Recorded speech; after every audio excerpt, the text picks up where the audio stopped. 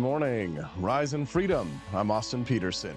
You're watching and listening to the Wake Up America show at wakeupAmericaShow.com. How are you feeling today? Everybody in a good mood? Well, if you're not yet, you will be by the end of the show. We got some fun stuff to talk about today. Good morning to all of our friends. I'm so grateful to everybody who joins us here live. First thing in the morning, 7:02 a.m. Central in Jefferson City, Missouri. And we've already got Floby Tenderson, Eric Wilson live. My good buddy, Robbie Thurman. How you doing, Robbie? David Lee is here. Matt Unruh, Blue Drake, Eric Wilson live. Kermode Bear, Andy Opperman, P. Ridge 62. Yo, what's up, peeps? Nice to see you guys. I appreciate you very much. Don't forget to click like and subscribe to the channel if you haven't already. That like button helps us to get out in the feed and shows Rumble that we are a force to be reckoned with. We're grateful to have all of our audio listeners who listen to the podcast later as well. Don't forget, you can text the show anytime, night or day. Even our podcast listeners who listen to the audio later, you can text the show as well at 573-319-1586. Again, you can text the show anytime, night or day, at 573-319-1586. And boy, have I got a lot of text messages backed up. I didn't check them last night. Sorry about that, guys. I had karate last night. Hope you guys are doing great. We've got a great show for you today. Henry Kissinger dies at 100 years old. And boy, the pile-on has already begun. The body isn't even cold, and everybody is taking a chance to, pee on his grave already. I think that his legacy is a little bit more complicated than some people of the hive mind would like to believe. We'll talk about the life and legacy of Henry Kissinger, the good and the bad this morning, and I'll leave it to you to decide whether or not he was a good man, a bad man, or something in between. At 7:30 a.m. this morning, it is Thirsty Thursday after all. I know you love it. It's the lovely Libertarian Ladies' Day. Always a good reason to look forward to Thursday, right? Courtney Knill will be joining us at 7:30 a.m. to talk about the battle between Ron DeSantis and Governor Gavin Newsom of Florida. What? Yes, that's right. The two governors have decided to hold a debate between the two of them. Well, Ron because DeSantis because, Donald Trump won't actually debate in the primary, and Gavin Newsom because he thinks it's going to set him up to be president of the United States. No, God! No, God, please, no! No! Yeah. No! Not cool. We'll talk about that this morning, and we will go through it with Courtney Knill so we get her breakdown on the GOP primary and her thoughts. She is a DeSantis endorser, so that's where she'll be coming from this morning. So we have a pro-DeSantis person, and we'll have, I think, an anti-DeSantis person as well today when Hannah Cox joins me at 8:30 this morning. Haven't heard from Hannah in a while from basedpolitics.com. And Hannah Cox is going to answer the question, is Ron DeSantis more libertarian or more authoritarian? Because Ron DeSantis stands have been trying to convince me for the last couple of weeks that he is the most libertarian of all of the candidates. I have been told by conservatives that I am not a real libertarian because I like Vivek Ramaswamy the most. And that if I was a real libertarian, I would be supporting Ron DeSantis. So you know what? Let's hear from Hannah Cox this morning at 8:30 a.m. Central, and she'll answer that question. All the women's are on the show today. Ha ha, says Rare Camellia. That's correct. And Rare Camellia will be on the show as well because CJ always joins us on Tuesdays and Thursdays at 8 a.m. Central Time. So I'm introducing my ladies today out of order, but we'll have Courtney Knill at 7:30 a.m. Central. So 30 minutes from now, an hour from now, we'll have Camellia Peterson, and she's going to talk about did you see the Chiefs kid who was accused of cultural appropriation and blackface for wearing black and red face paint and wearing the Native American headdress? Did you see the news that it turns out he's actually Native American? I got to tell you, I know people are really doomers these days, but I think we're winning. I see so much winning everywhere. I'm getting tired of winning. How about you? Are you getting tired of winning? Oh, you're not? Okay, well, good. Well, then we should be glad because you got Javier Milei in Argentina. You got Geert Wilders in the Netherlands. You got Joe Biden, who's the Republican Party's best friend here in the United States. Donald Trump dominating in the polls for the general election for next year. If the election were held today, he'd probably win. And you got all kinds of victories happening, cultural victories happening. DEI and ESG are being backed off on corporations around the country. I see this as an absolute win. We're winning. I'm not tired of it. I'll be honest. I love it. I'm in a great mood. It makes me feel good. The holidays are here. I got so much wonderful stuff going on. The Wake Up America show is kicking ass and taking names. The little small business is going good. I'm writing a couple of columns, 4 columns a month for Human Events magazine. I'm writing 2 columns a month for Cliff Maloney's magazine. I've got all kinds of exciting stuff going on. I got a documentary that I'm working on to come out for next year about the Battle of Athens. It's just I'm so excited. The only thing that can make it better is if it was Friday. Gonna have fun on Friday. Blue Trike says he's Native American, question mark? Oh my. That makes the story even more hilarious and stupid, I know. But awesome. Although it really shouldn't matter. You're right. It really shouldn't matter. But it does matter because they accused him of red face. And and he's, well, what makes a red man red? What makes a red man red? Let's go back to 1,000,000 years to the very first Indian prince. No, nobody saw Peter Pan from Walt Disney? I'm even dating myself. Anyways, Jack Smith sparks MAGA fury over Donald Trump Twitter move. Somebody texted into the show. I will have to read that during a commercial break if I get a quick moment. I did not see this story yet, so I can't report on it. I'll have to do my best this morning. I appreciate all of our listeners for texting us, though, at 573-319-1586. That's 573-319-1586. I see Kilsharian is sending me some information as well. We got a lot of text messages today. Jace Lincoln as well. That's my friend Laura Lincoln's husband. He's the one that was interested in the conversation we had about Alexander Hamilton with Judge Napolitano last week. He says that he loved my segment with JD Tuccilli. Ah, yes. Yesterday I spoke to JD Tuccilli. Here's what Jay says. He says, the problem is our federal system for over 100 years has been based on the idea of separating policy and the administration, empowering government experts to set policy without worrying about elections. Separating science and state will require huge change. Good point. He says he's a policy agnostic.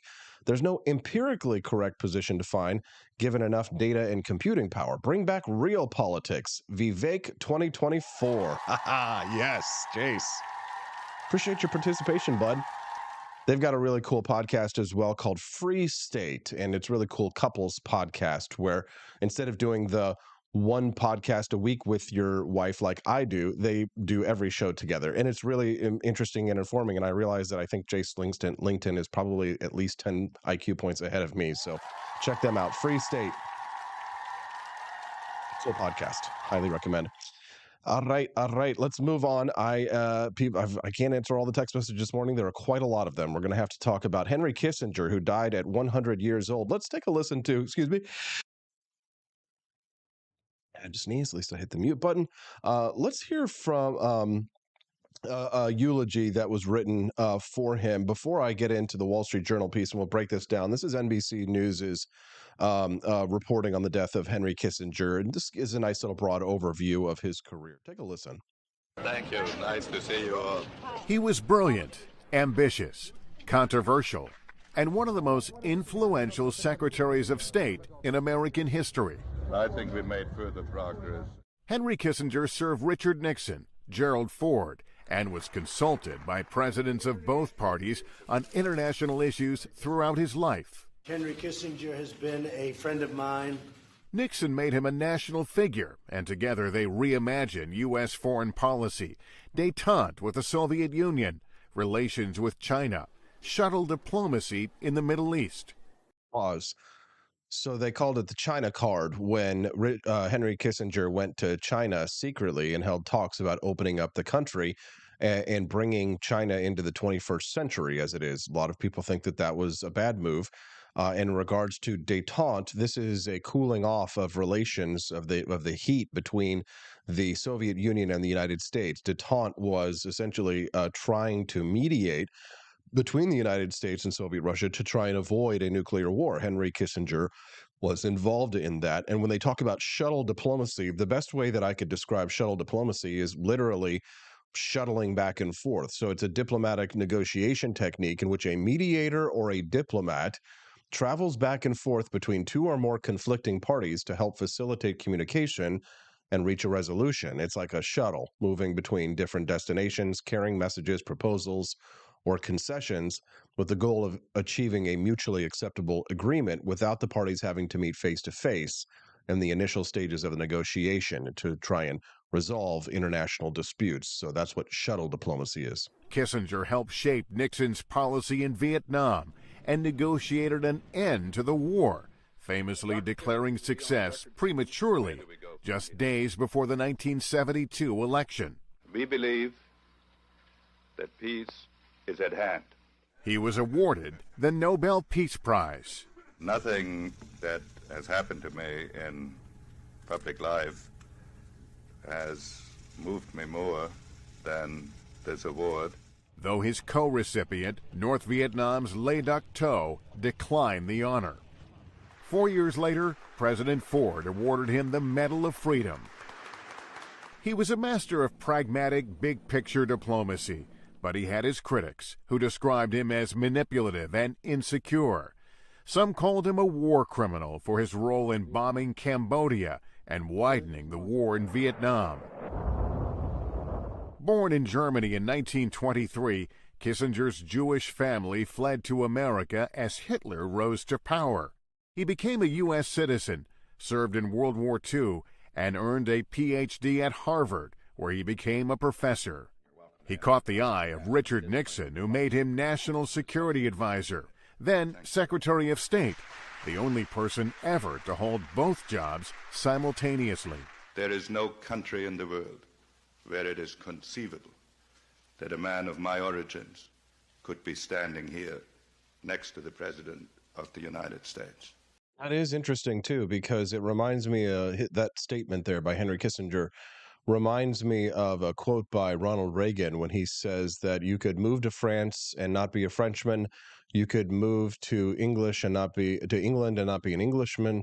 You could move to Germany and not be a German, but you can move to the United States. Anyone can move to the United States and be considered an American, which I think is embodied here in what Henry Kissinger is saying, because, of course, he was a German-born person who became an American citizen and then became a close advisor to presidents of the United States, which is a fascinating question, right?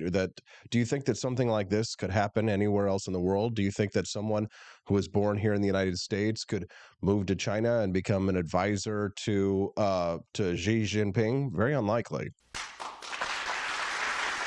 But their relationship was complicated, and White House tapes reveal that Kissinger sometimes enabled the worst in Nixon. It was a very curious relationship because we were not personally very close. The night before he resigned in disgrace, Nixon asked Kissinger to kneel and pray with him. And of course it was a crushing event, but I think of that evening as an experience with dignity, and it was very moving. Kissinger was no faceless bureaucrat. He was a world-renowned celebrity. Here's with Liz Taylor. I loved your foreign accent. And he loved the spotlight. He was even something of a pop culture icon. After leaving government, he opened his own consulting firm, remaining active and sought after for decades.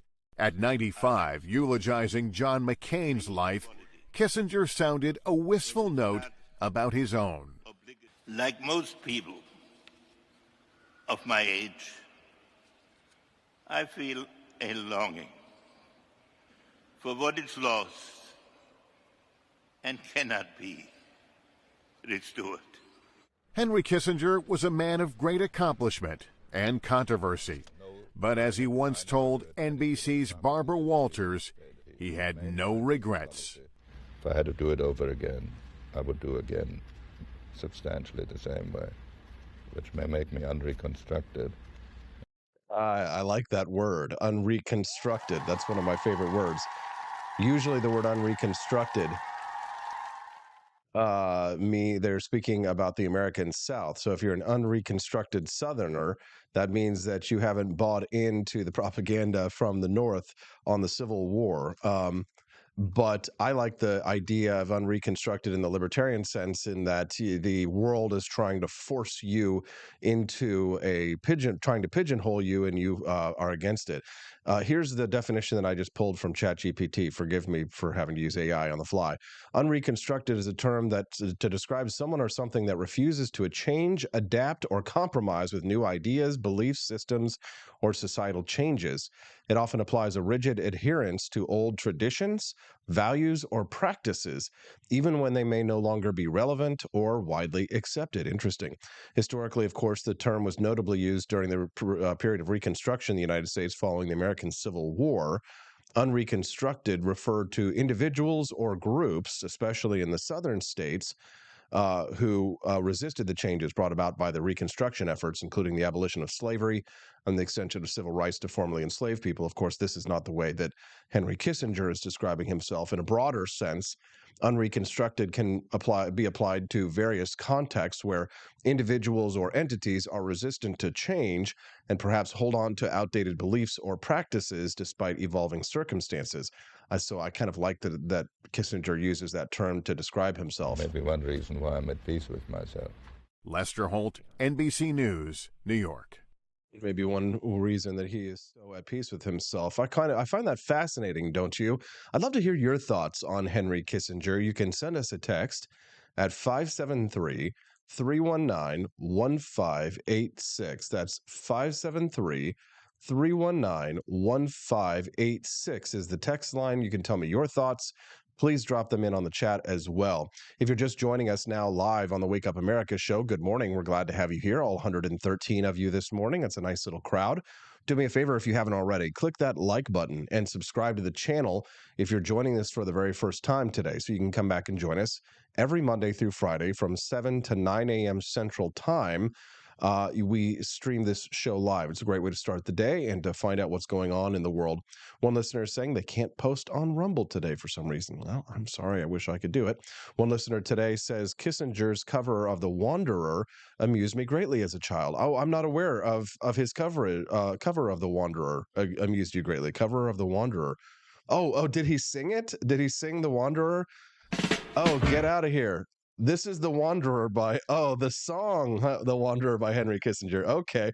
Well, here you go. Here's the song, The Wanderer by Henry Kissinger. Let's hear it, Henry. Oh, well, I'm the type of guy that would never settle down. Where pretty girls are, you know that I'm around. I kiss them and hug them, 'cause to me they're all the same. I hug them, I squeeze them, they don't even know my name. They call me the Wanderer, oh yes, the Wanderer. I roam around. Very funny. Very funny. Thank you to whoever texted that in. Good morning from Austin, Texas, says Maggie, 1874. Good morning, Maggie. Nice to see you here with us today. We're glad to make your acquaintance. Settle down for us, have a seat, and join our friends. We appreciate you joining us here on the Wake Up America show this morning. You can text the show today. Anybody can at 573-319-1586. I'd love to hear your thoughts on Henry Kissinger. We're about 10 minutes away from hearing from Courtney Knill, who's going to talk to us about the debate between Gavin Newsom and Ron DeSantis tonight. We'll look forward to hearing from him. Stephanie, my wife, is here in the chat. Good morning, Stephanie. She says, wow, he sang too? What did this guy not do? I think that is a fake, a deep fake, Stephanie. Not real. How dare you? So, yeah, I think that was just somebody making a joke. I'm the type of guy who would never settle down where pretty girls are, you know, the time around, because I'm Henry Kissinger. Henry Kissinger. Former presidential advisor Henry Kissinger died at 100 years old at his home in Connecticut. He was German-born. He was the only American official to concurrently serve as Secretary of State and the White House's national security advisor. It gave him immense power during the Richard Nixon and Gerald Ford presidencies. That helped him end the U.S. war in Vietnam and shape American foreign policy towards the Soviet Union at the height of the Cold War. His diplomatic coups made him a hero to war-weary Americans who feared nuclear Armageddon, but he drew the ire of the American left, which held him responsible for brutalities that were committed abroad. and the American right, which regarded him with suspicion for advocating détente with communist regimes. See, isn't that fascinating? When you are a man of actual consequence, when you are a person who engages in, and this is the actual term I think he came up with, realpolitik, when you do pragmatic politics, you're going to anger everyone, someone on the left, someone on the right. Here's how ChatGPT describes realpolitik, and that's spelled Politik.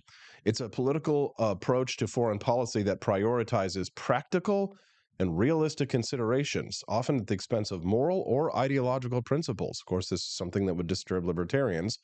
It is a pragmatic and often coldly calculated approach to international relations that focuses on achieving a nation's goals and interests through practical and sometimes ruthless means without being overly constrained by idealistic or ethical concerns. Fascinating, isn't it?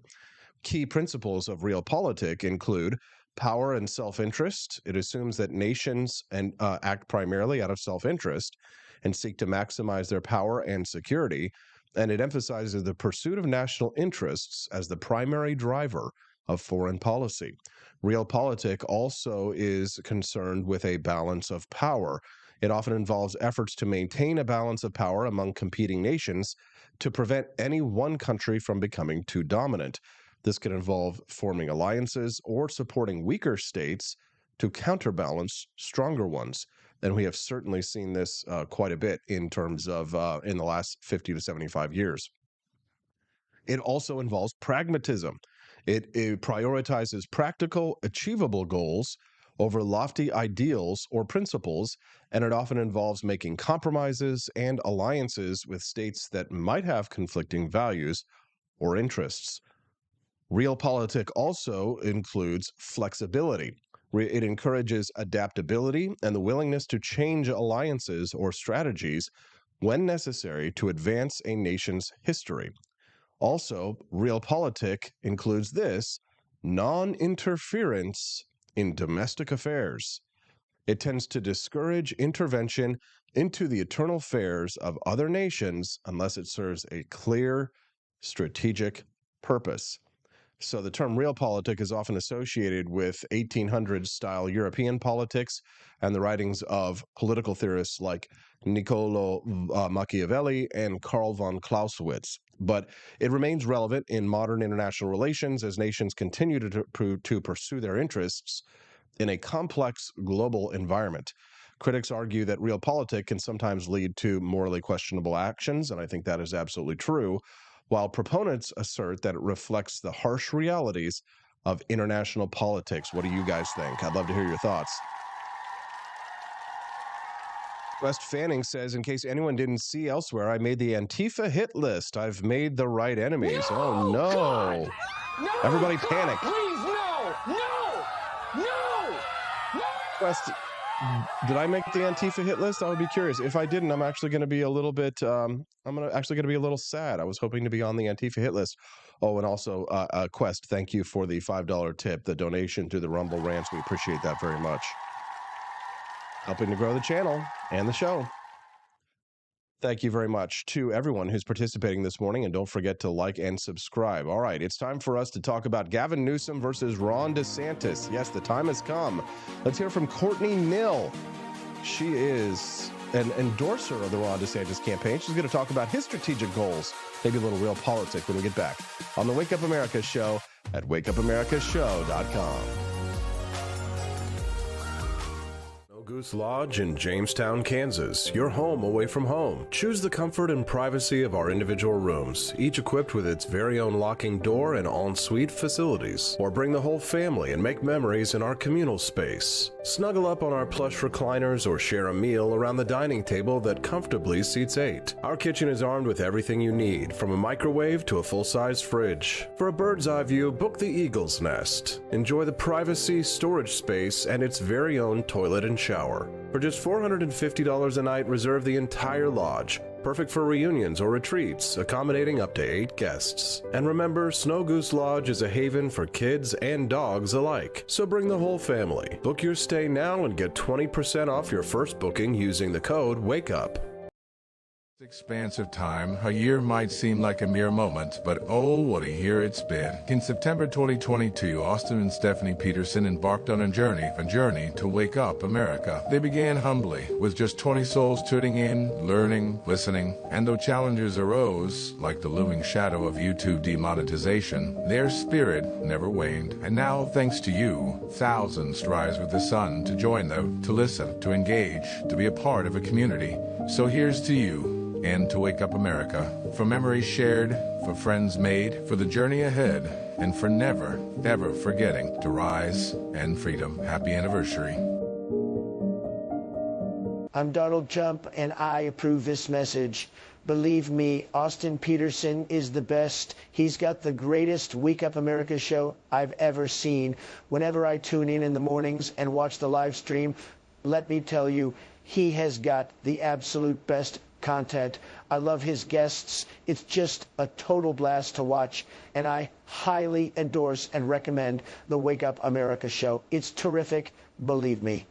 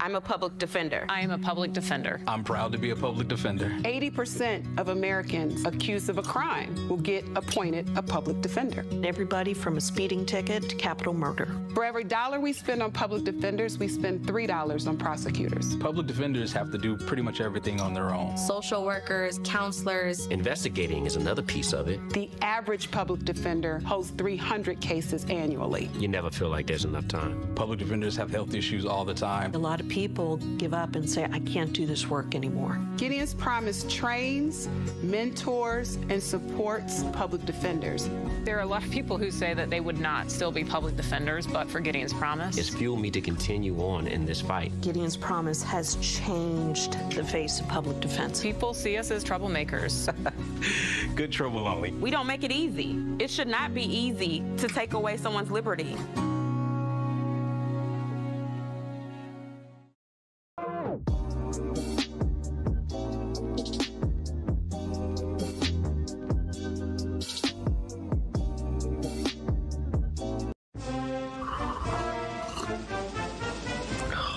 Tired of spending your hard-earned money on woke corporations that don't share your pro-freedom values? Fed up with sipping liberal lattes and progressive cappuccinos? Introducing Founding Flavors from AP for Liberty Shop. Get your day started with Washington's Revolutionary Roast. As robust and principled as the man himself, this blend is the shot of energy heard round the world. Or maybe you want to taste the fervor of freedom with Adams's Patriotic Perk. It's as dynamic and balanced as the U.S. Constitution, sure to awaken your spirit of liberty. For the aficionados, we've got the Jeffersonian Java, a complex mix of flavors that speaks volumes about your refined tastes. And don't forget Betsy's Liberty Lullaby, our decaf option, crafted with the same care and dedication Betsy Ross put into our Star-Spangled Banner. This blend lets you enjoy the taste of freedom anytime without losing sleep. No woke beans here, folks, just pure patriotic pro-freedom flavors brewed with love for liberty. So why compromise your principles for a cup of coffee?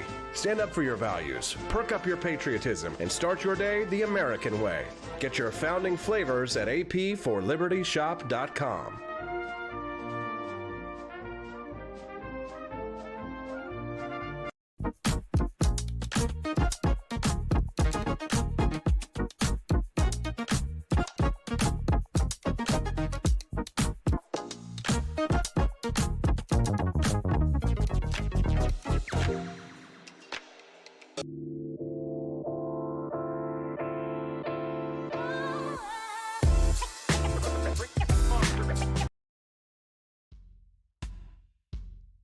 Good morning. I'm Austin Peterson. Thanks so much for tuning into the Wake Up America show. We've got Courtney Knill waiting in just a moment to talk to us about the debate between Gavin Newsom and Ron DeSantis. But before we do, I want to share with you a little bit about our Founding Flavors coffee over at apforlibertyshop.com. I know for many of you who might be tuning in this morning for the first time, you're saying to yourself, wow, all the influencers are all doing coffees these days. Yes, that's true, but mine is different. For many reasons. The most important reason is probably the taste, but there are lots of other good reasons that you should try Founding Flavors coffee as well. However, if you're a coffee lover and you're saying to yourself, wow, here is another coffee that I'm never going to try because I love coffee and I love my brand, try a bag. And if you don't prefer Founding Flavors coffee or think that it tastes amazing, I will buy it back from you. Yes, that is a guarantee, and that is how confident I am that Founding Flavors coffee is going to be the best coffee you've ever tasted. You can get a bag of it for AP at apforlibertyshop.com, and I recommend that you buy all of the different flavors. They come in these beautiful gift boxes for anybody in your life that is a Liberty lover, maybe including yourself. Here you can see Thomas Jefferson at his famous Monticello estate. They're absolutely beautiful. My wife Stephanie and I designed these boxes for you. You can see I still got the old promo over here. They don't come in bags anymore. They come in beautiful gift boxes. Get them at apforlibertyshop.com. That's AP, the number 4, apforlibertyshop.com. All right, well, we're going to speak to Courtney Knill about the debate between Gavin Newsom and Ron DeSantis here in just one moment. I'm going to go to our standby screen and I'll be right back, and we'll get Courtney on the show. I'll be right back in 2 shakes of a lamb's tail.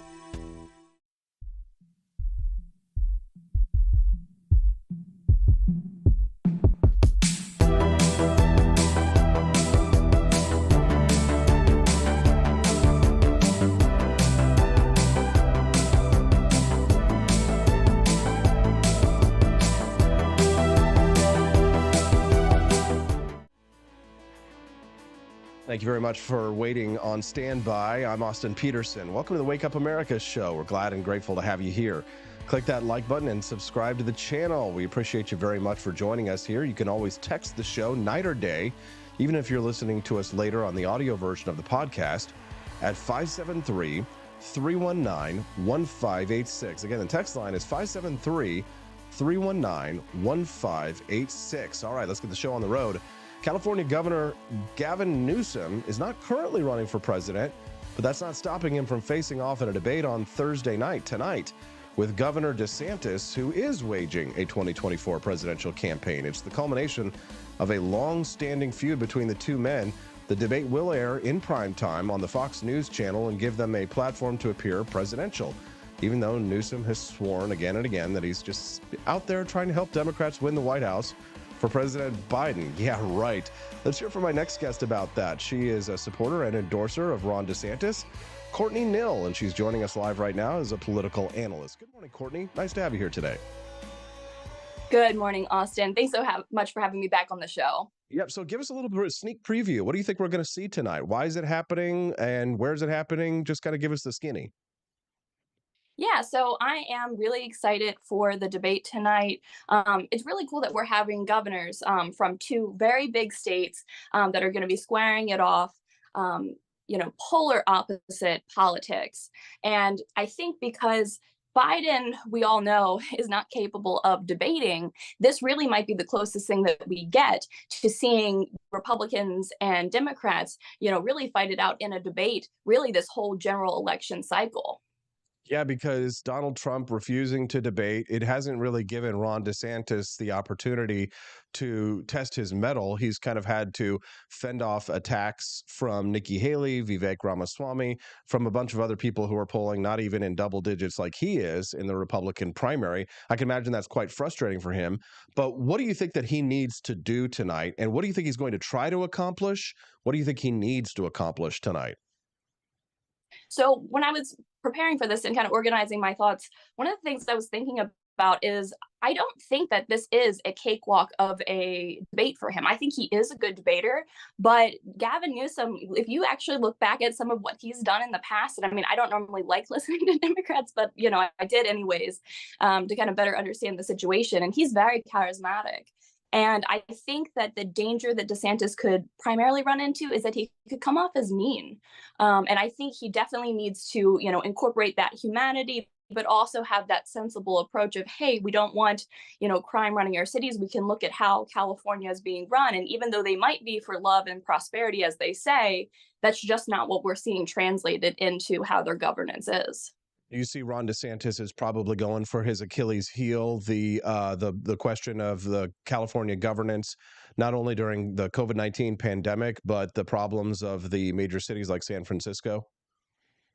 I sure hope so. And that's something that I feel like we didn't see quite as much as I expected to in the Republican debates. I believe COVID might have come up a little bit, but really not that much. And with it being such a significant event that's happened since the past election cycle, I think it really matters quite a bit. And I know a lot of the politicians, if they maybe aren't entirely pleased with the response they have, maybe that would be a reason why they would want to shy away from that.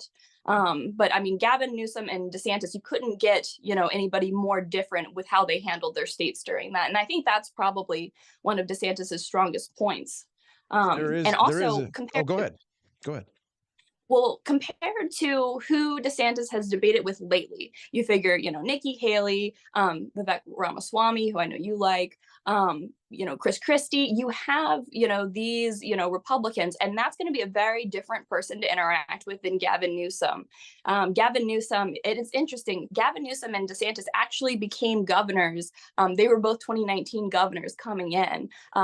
Gavin has been in politics a good bit longer. Looking back to some of his campaign footage, he's had, Gavin Newsom, he's had his little kids run up on stage and grab him and are hugging him and stuff on stage. Someone who definitely knows how to use that media, how to tug at heartstrings. And I mean, the best politicians normally are, but that's going to be really interesting to see, because I think that DeSantis does have some of that charisma.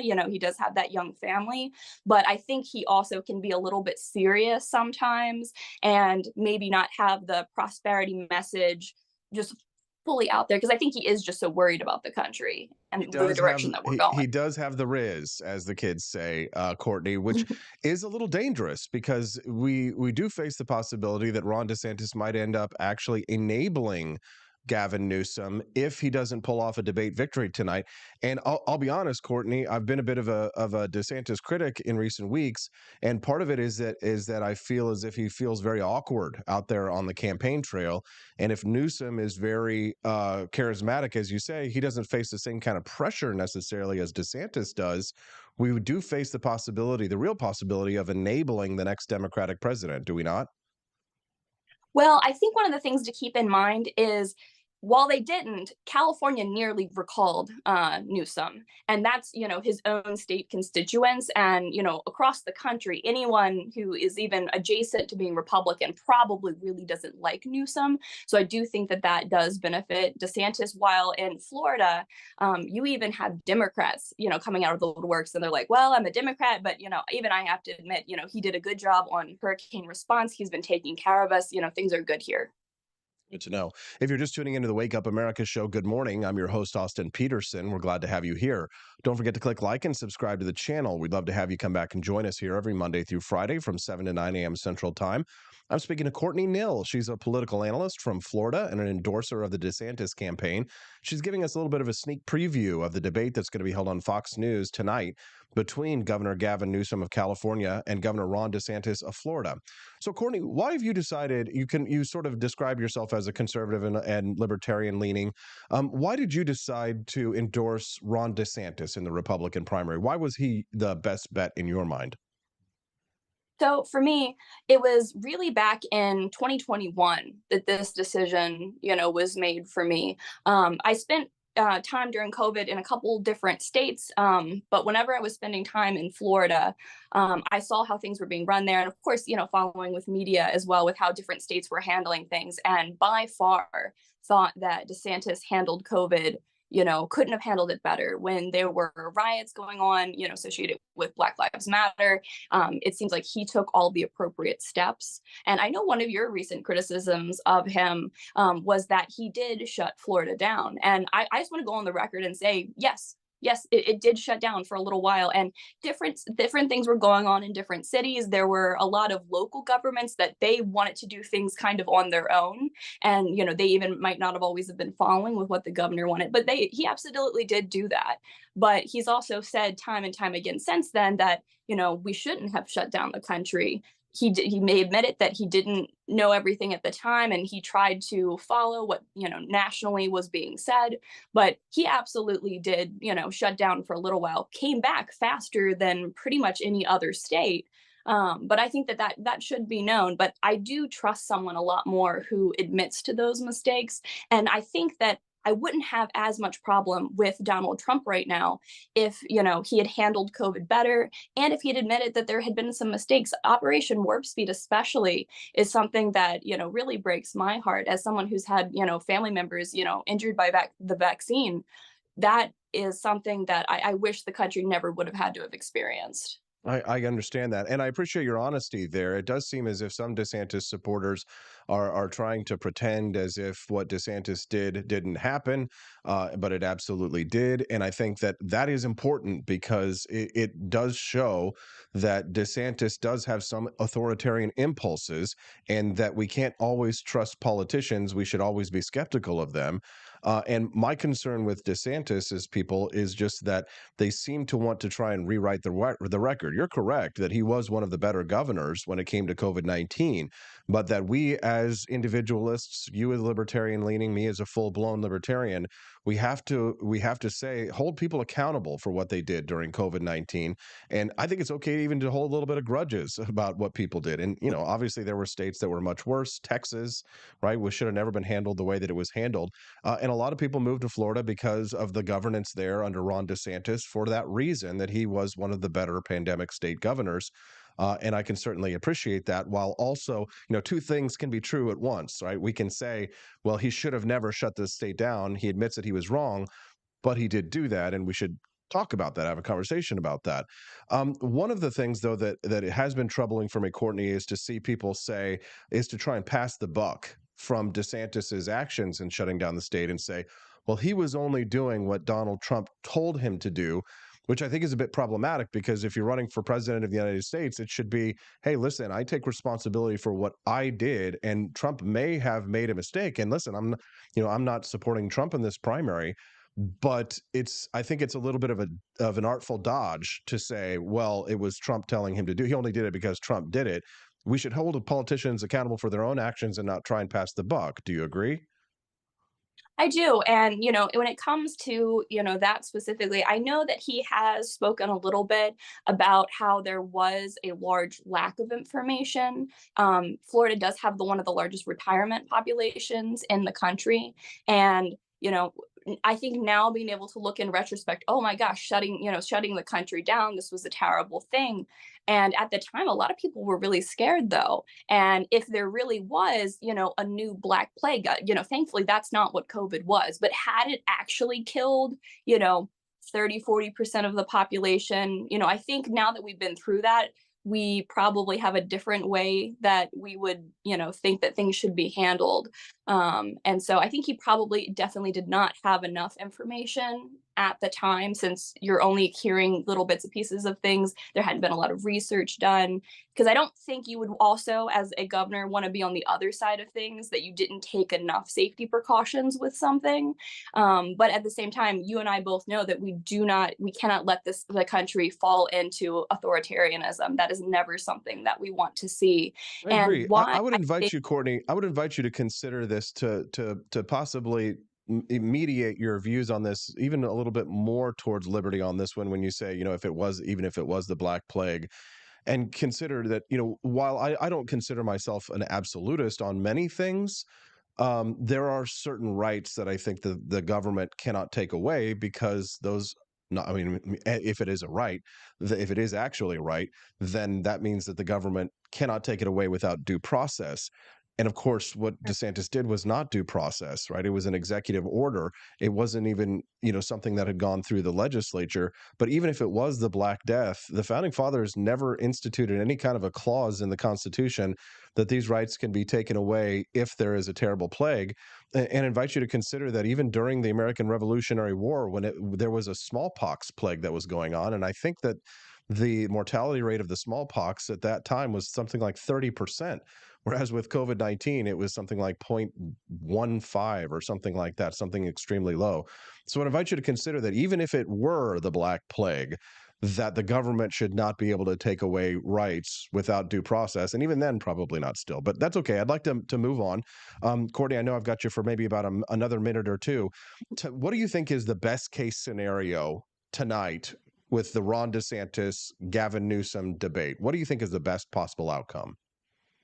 So in thinking about this, and I would mention this a little bit earlier, this is going to be a very different kind of opponent. So back in 2018, when he was running for governor, when DeSantis was running for governor, he had to debate with the liberal mayor of Tallahassee, Andrew Gillum. And I think that you could compare this debate much more to that one.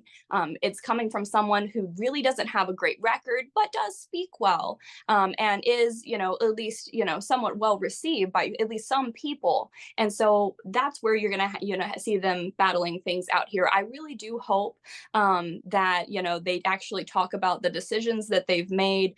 I think that Gavin is going to lean the direction of, we love everyone. We're just trying to do our best. We are love and compassion. He'll probably try to bring up things in Florida, with banning books. And I think that DeSantis is going to be able to refute that really well. I think we can all agree that pornographic material shouldn't be in elementary schools. So I think that the average American, really will appeal to DeSantis. And I think he's going to do well tonight. Good to know. Courtney, is there anything else that you think people should know or anything that you'd like to plug before we let you go? You guys should go buy some masa chips. They didn't ask me to say that, but they do have a good flavor that I believe launching tomorrow. What are masa chips? Yeah, it's they are beef tallow chips. I almost grabbed a bag to throw them in the background. I'm like, that's gonna be too obnoxious. I'm not gonna do that. No, that's fine. Next time, do it. We're total shills here on the show this morning. I've got my Founding Flavors coffee sitting up right here on the desk, so we're totally. We fine love with it. people. I do have my behind me, but Okay, so masa chips are beef tallow chips. Is this something you sell? So I'm not the specific seller of them. I am one of their affiliates. Oh, okay. It's a company that I've seen kind of start from the bottom up, but yep, they fry all of their corn chips in beef tallow, very clean ingredients. And I try not to eat all that soybean, oil garbage and all that. I would love in the future, if you ever want to do anything about, health, nutrition, that's actually what I have one of my degrees in. So. Oh, wow. Yeah, for sure, Courtney. I did not know that. Well, definitely. We'd love to take advantage of your expertise on that. We talk about food and nutrition and health and all that stuff on the show quite frequently. So we'll definitely have you back for that. Where can people get masa chips, Courtney? I will post a link on Twitter. I believe I think it's masa. Well, masa chip. If you Google masa chips, it should be the very first thing that pops up.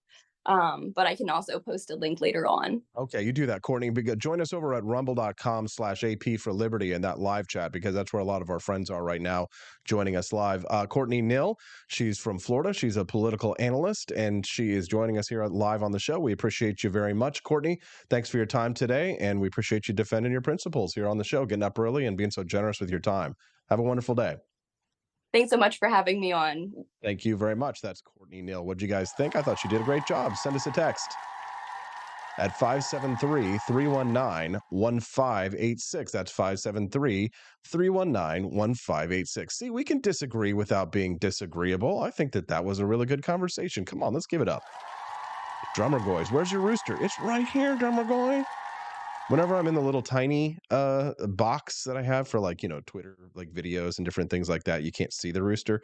But for example, when I come back to my nice widescreen, you can see Mr. Rooster there. If you enjoy the show this morning, don't forget to lick the like button. That's what you ought to do.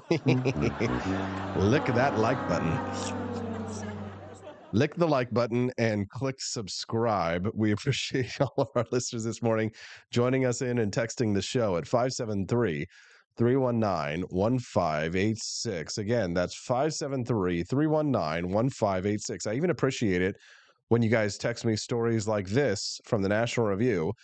Gay furry hackers breach U.S. nuclear research facility. What the hell? No, God! No, God, please, no! Sieged Security, which describes itself as a group of gay furry hackers, recently infiltrated a U.S. nuclear research facility and obtained sensitive personal data. What the hell? The group claimed responsibility for the attack in statements on public forums. Meow, meow, meow, meow, meow, meow, meow, the group wrote. The hackers added that we've successfully gained access to Idaho National Laboratory, and we've accessed hundreds of thousands of user, employee, and citizen data, including full names, dates of birth, addresses, and social security numbers. Congratulations. Idaho National Laboratory spokesperson Lori McNamara confirmed the breach, stating that it is being investigated and federal law enforcement is involved. No comment on the meow, meow, meow, meow, meow, meow, meow, meow, meow, meow. This is not a joke. This is America. America is a nation that can be defined in a single word. I was going to excuse me. We're willing to make a deal with INL if they research creating IRL, in real life, cat girls. We will take down this post, the hackers wrote. A cat girl generally refers to a young, breasted, female animated character with feline traits like cat ears or tail. This is not a joke, by the way. This is real. Many people ask, why did we breach the INL? Well, the cat girl, fake cat girls, hoping for real cat girls. We are cats. Intricacies such as why do not concern us, the group wrote on social media. The hacking group, Sieged Security, claims it has hacked NATO twice and released sensitive documents. NATO confirmed it is facing persistent cyber threats and has implemented additional cybersecurity measures. Oh my God, bro. Oh, hell no, man. What the f***, man? Get your ass on, boy. Get your goddamn ugly ass on. Yeah, don't know what to think about that. Camellia is going to be joining us here in a little less than 10 minutes. Are you guys excited? Got a couple of funny video clips that I want to play for you, but they don't necessarily have any relevance to the topic at hand. They're just hilarious. All right, real quick. Let's just watch this one. Please forgive me because Instagram videos don't load very well, so I have to like press the audio button while they go. Here we go. Take a look at this video. Sad is what Daughter versus MAGA son. OnlyFans daughter versus MAGA. Which one would you rather have? OnlyFans daughter. OnlyFans daughter. OnlyFans daughter for sure. I have to go OnlyFans daughter. Just like OnlyFans is kind of bad for women, but like the MAGA son is going to treat them worse. OnlyFans daughter versus MAGA son.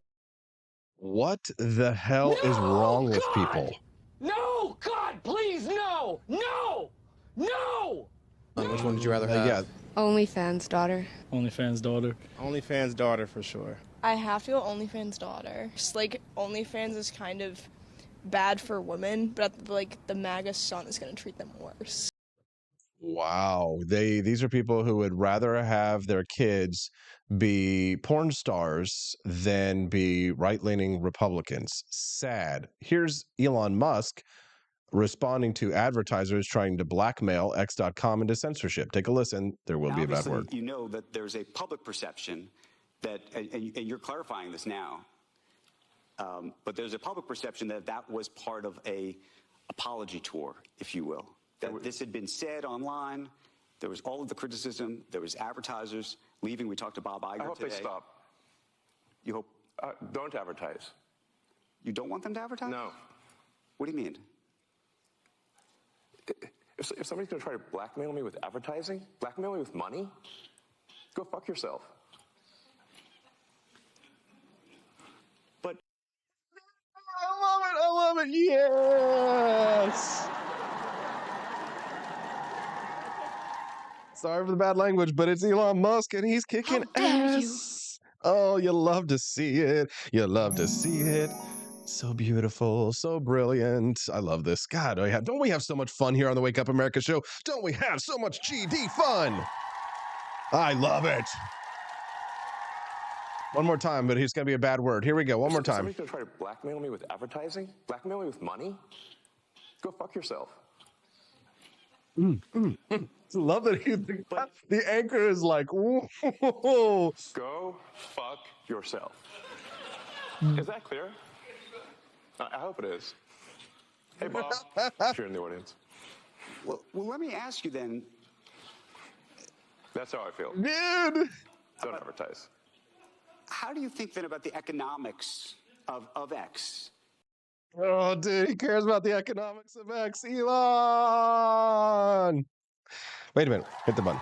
There we go. Elon! Elon!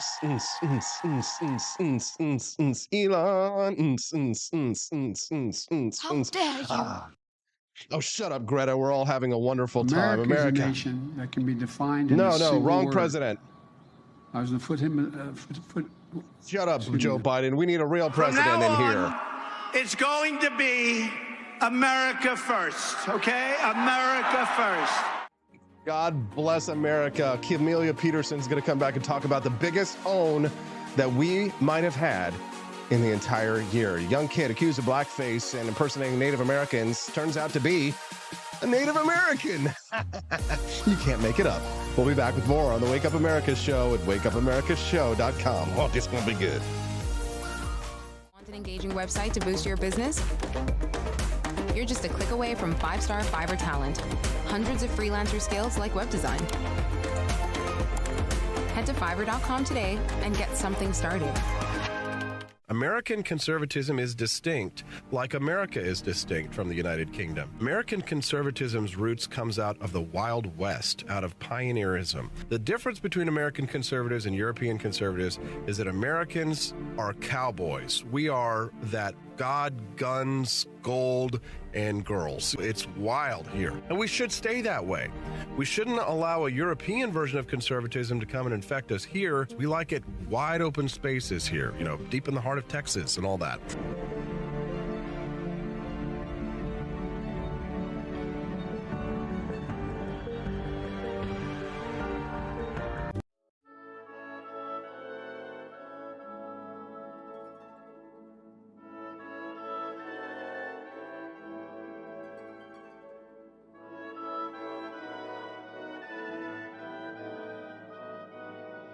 Hey there, it's your favorite Vice President Joe Biden. I wanted to talk to you today about the Wake Up America show, the best source for all your political news and commentary.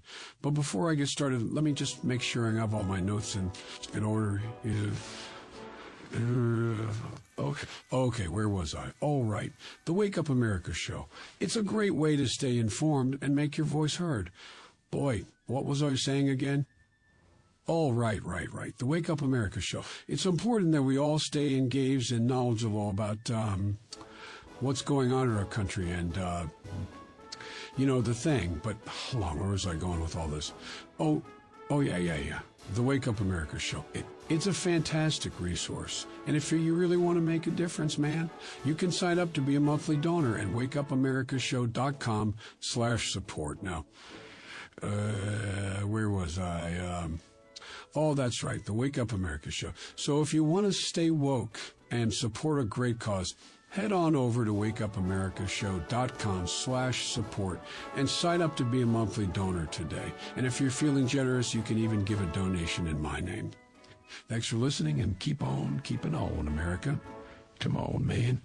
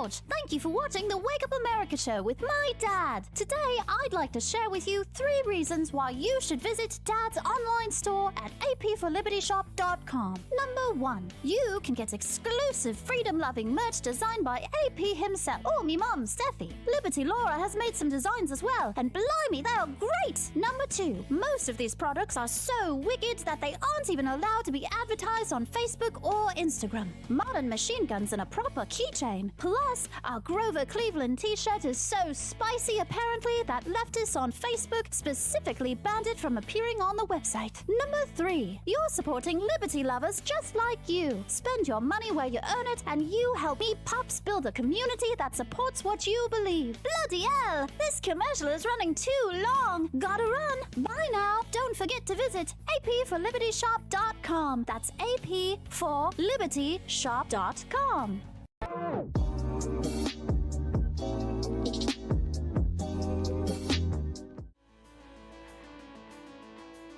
Good morning, Rise and Freedom. I'm Austin Peterson. You're watching and listening to the Wake Up America show at wakeupAmericaShow.com. We're glad to have you here. Click the like button for us, will you please? And subscribe to the channel. Earlier I said you should lick the like button, but please don't do that. It's very dyshygienic. We would love to have you come back and join us here every Monday through Friday from 7 to 9 a.m. Central Time here on this show. Make some friends, drop a comment. We appreciate rumble.com for all of the support they've given this show.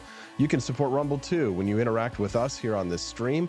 Whenever you donate to this show with a Rumble rant, or you become a monthly subscriber, you're not only supporting me, you're not only supporting rumble.com, you're also supporting free speech in general. We'd be grateful to have you come and join us here Monday through Friday and subscribe to the channel. All right, well, our next guest is our Tuesday, Thursday regular. It wouldn't be Thirsty Thursdays without her. Camelia Peterson joining us live on the show, a fellow Missourian. How you doing, CJ? Good morning. I'm doing well. I was just thinking, as I'm looking at myself in the Zoom video here. So there's something that people need to go to your shop and buy, and you posted it here a while back, and I thought it was the earrings, but it was the Christmas ornament. I need to get the Christmas ornament now. But you can buy these We the People Constitution earrings at the AP for Liberty shop. Yeah, they're some of my favorites, and I like them because they're made out of a wood material. So you could take like a little bit of perfume or essential oil or whatever you're into and kind of put it on the back of it, and it absorbs it and holds it some, and it doesn't make them look bad or anything like that. Anyway. That's cool. No, thanks for the plug. Yeah, you can get those exclusively at our shop at apforlibertyshop.com. And we also have a We the People a Constitution Christmas ornament, like she was saying as well. And Camelia, we've got you as an influencer. I think your code RARE gets 10% off from the store as well. I think so. World's worst influencer, but yeah. Yeah, world's worst influencer. We'll see about that. Use that code RARE to get that 10% discount. And Camelia also gets a nice little commission from that as well. Okay, so let's see. First of all, we've got a lot to talk about. Obviously, the big story is the Chiefs kid who turned out to be a real engine brave who was being attacked for cultural appropriation. That's the big story. We'll get to it in just a moment. I wanted to get your take, though, your reaction. One, to the story about Elon Musk telling the advertisers to go themselves. I know you're a big Elon Musk fan, so how do you react to that? I think first of all, it's Elon. I mean, but second of all, like my favorite things that I have seen said about that are like, there's having money and then there's having FU money, and Elon Musk has like FU head of Disney money. Literally, he has FU money, literally and metaphorically. So yeah, no, that's awesome. And it's just, I don't know. I think it's fascinating the times we live in where somebody like Elon is willing to do that and making statements like he knows this could put X out of business, and he's ready to put it all on the line. I think that's awesome. He's calling their bluff, basically. I love it. Brave man. We certainly need more brave men like that in the world. And speaking of brave men, Henry Kissinger dies at 100. I was kind of surprised that you had some thoughts on it. What are your thoughts? Well, I don't know that I have thoughts necessarily on his character. I've read a lot of the things that have gone by. I was listening to what you were talking about earlier. Interesting stuff. But what first came to mind is the first things I saw when I logged on last night were, of course, all of the libertarians and people celebrating his death. And this is something we typically see because they're like, oh, they're murderers, and warmongers and things like that. So we celebrate when they die. And I just think it's really unfortunate that we do that in general. Because we've talked about this just recently, you know, our heroes are people who do sometimes do bad things. They also do good things, and people are messy, and it's not always black and white. And I don't know that we should be, I think it brings our humanity into question when we start celebrating someone's death. There are people who loved that person, obviously, and we are all imperfect and flawed, some more than others, maybe. But anyway, that was really the first thing that came to mind when I thought about that. And I guess especially when we tend to, especially as libertarians, we tend to be idealistic, and we want liberty, and we want this perfect vision of it. And we don't like to get our hands messy in doing so. And this has actually been brought up to me a few times recently. Somebody was talking to me yesterday, honestly, about people who are in the liberty movement, people like you and I, who get into politics, and we don't go very far because we're not we want to stay above the fray, and we want to stay out of it. We don't want to get our hands messy. We want to remain pure. Right. We don't want to take the risk of the appearance of compromise, and the fact that sometimes you do have to compromise in order to make progress, to move the ball down the field. So anyway, we are all imperfect, and we should not be celebrating people's death because, especially our fellow Americans. But Yeah. the reason why Henry Kissinger's is despised by both left and right is because on the left, it was because they blame him for the bombings of Cambodia and Laos during the Vietnam War. And then on the right, they claim that he didn't bomb them hard enough. They say that he tried to mediate and have détente with the Soviet Union, and he tried to bring an end to the war. And so the right blames him for the loss of the Vietnam War. So it's kind of like people who engage in real politics, people who actually have power and who try and accomplish something for their nation, which is what real politic was, as I was describing, a hard-nosed, lack of ideology view of foreign policy. Though you're going to make enemies no matter what it is that you do. But I'd be curious to move. I want to move on to the next subject, because I was just delighting at this point. It wasn't delighting in anyone's death, but I was delighting in the backlash for the story about the young Chiefs kid who was being called onto the mats for being a cultural appropriator. What's the latest twist in this story? Oh, well, I just talk about just desserts. Whenever this came out, that this boy who is at the Chiefs game with the half black and the half red on his face, and this reporter with Deadspin is calling him, racist, and that he's saying he's wearing blackface, and he's at a Chiefs game and he's in the full, headgear, regalia, and everything. And so, lo and behold, he's American Indian. Wow. And his grandfather even sits on the board of a tribe in California. I mean, if anybody has a right to do that, I mean, he's not appropriating anybody's culture. Well, wait a minute. Now, half of his face was black and half of his face was red. So technically, only the red part of his face would be allowed. But then, isn't it offensive to have red face? But then is it okay if you're red? So you're not culturally appropriating. And you know what was funny too? I don't know if you read this in the story, but his headdress is real. Mm-hmm. It looked real. It is real. Awesome. I mean, it's his family's native headdress.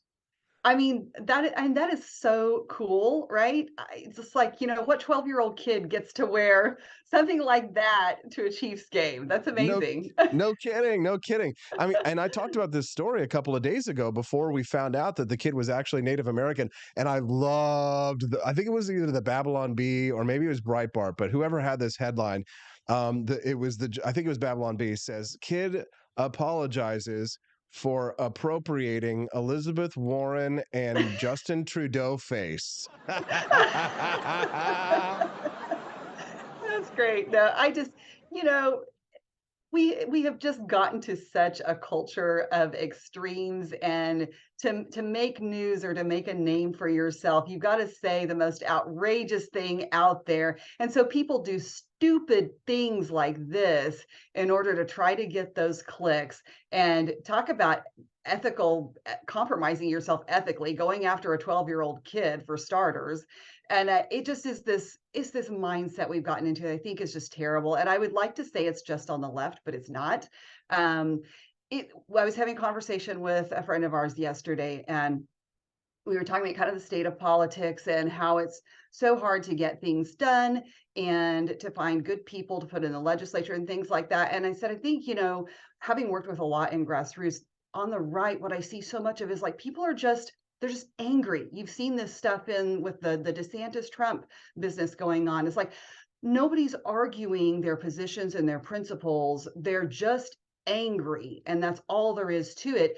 And when I said that, he said, because he works with a lot of people on the left as well, he said, it's not just the right. He said, it's the left too. He was like, it's the extremes on either side. Everybody's just angry. He kind of attributed a lot to social media. I mean, like you can have a bad day, you can get on social media and, vent your spleen and call people whatever you want to call them. And there's no accountability for it. I know we've talked about that some too, but I think for us, that there's this challenge in seeing things like this and how people respond to it and what we do as a culture and as humans with technology. Will we will we rise to the challenge and be better? Well, so one of the things that I'd like to discuss with you about this is the psychology of the cultural appropriation police. Because what is so fascinating is that, yes, you've got the left being hypocritical when it comes to cultural appropriation, right? Justin Trudeau wore blackface, right? And Elizabeth Warren pretended to be a Native American, right? And they do so in order to gain victimhood status. But it's such a fascinating psychology because they accuse right-wingers of cultural appropriation and try and lambast them and attack them. But really, they are the ones who are fascinated with minority culture and who they desperately desire to be something other than white. Right. They have this loathing, this self-hatred, right? They feel they have this white guilt that they lose sleep over at night. They can't stop thinking they want to be black. They like Rachel Dolezal pretending to be black. Yes. Another fascinating example of this, but then they attack any right-winger who might show some sign of cultural appropriation. If I wear a kimono, right, that I picked up from Japan, I'm a cultural, I mean, there were people who were like, I think when I was in Japan, posting pictures of me, like, dressed up like a Japanese person and eating, ramen soup or something like that. Some leftist on my timeline was like, this is cultural appropriation. And it's like, but you probably know it was that they're jealous. They're probably a weeb. Yeah. They wish that they could go to Japan. They wish that they could be Japanese. What is that psychology? That they attack people for doing something that they desperately want to do. What is that? Well, as you're right, it's self-loathing, but whatever happened to imitation is the sincerest form of flattery, right? I mean, it just is like when people do things, it's because they find them interesting and neat. It's not necessarily because they're mocking it. But yeah, I think there is this self-loathing that goes on so many times on the left where you have to, it's like, do you remember those dinner parties that they would have where you could pay $500 as a woman to go to this dinner party so that you could hear all about how racist you were and how you were born that way and you needed to work to overcome that. And what is that? You know what I'm saying? I think it's this mass psychosis that we've seen coming up in our culture where there's just you have to find a way to be somehow this moral superiority. It's virtue signaling, right? It's a way to make yourself feel better. And so self-flagellation has become one of those ways to make yourself, appear more virtuous, more pious. Do you think that this is a form of brainwashing that the left has undergone, that they've been indoctrinated into thinking like this, or is there something deeper? Is there something more base? Because self-flagellation is not just the purview of the left. I mean, that term flagellation I think it comes from the Catholic Church, actually. So, right. I mean, so there is some desire that we humans have, this base desire to purge ourselves of being unclean, finding a uncleanliness within ourselves and purging it through a painful process of expurgation. You know what I mean? Maybe. I think that's really complicated. As I say, human nature, I think, for most people is to avoid finding those parts of us that we actually do need to improve, which is why this is really a false version of that.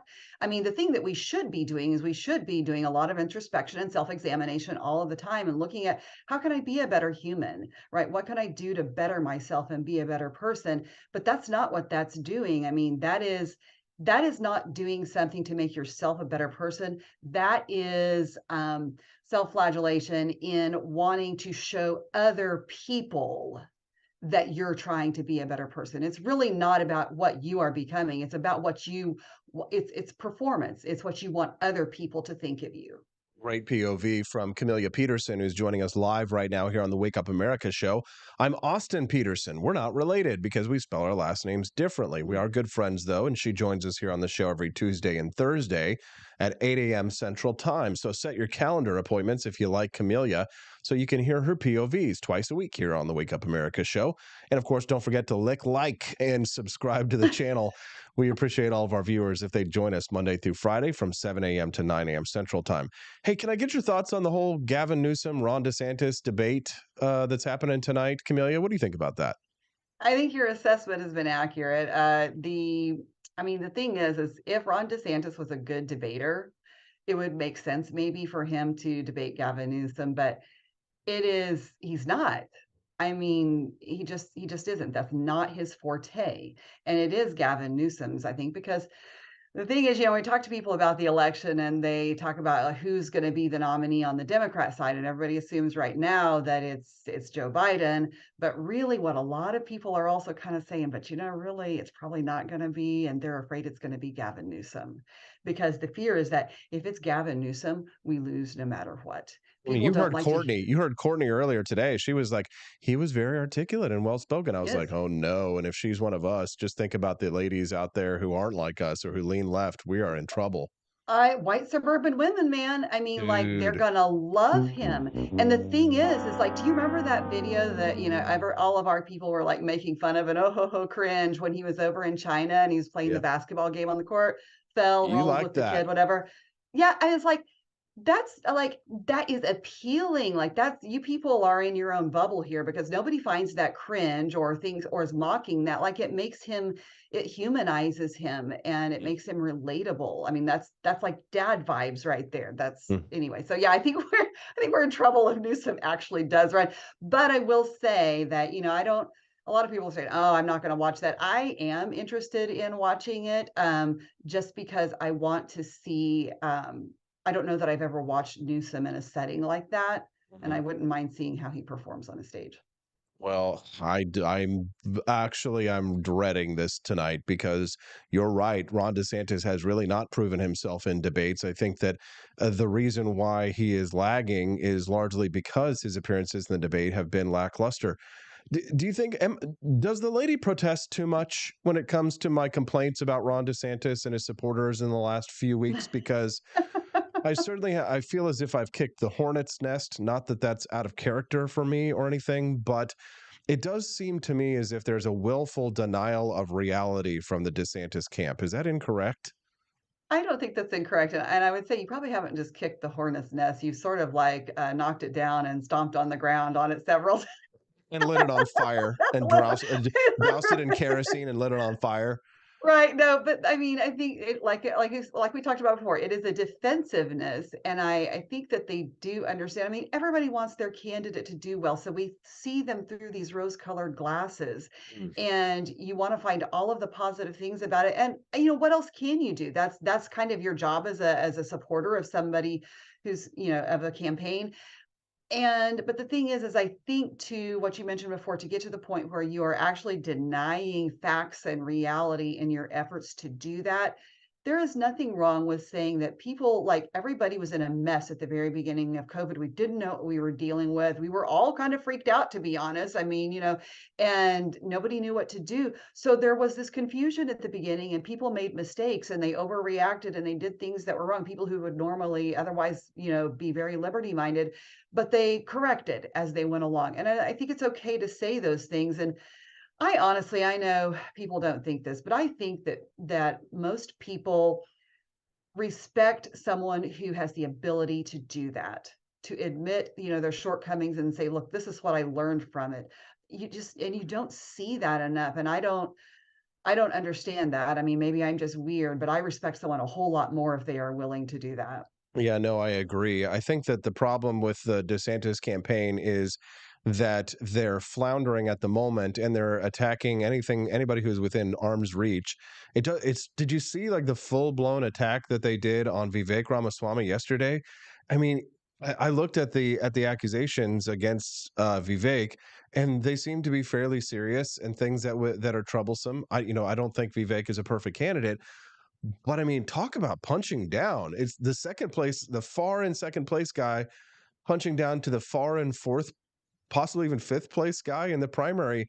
That's a bad sign, isn't it? Well, I was going to say, it goes to show you who they feel their biggest threat is.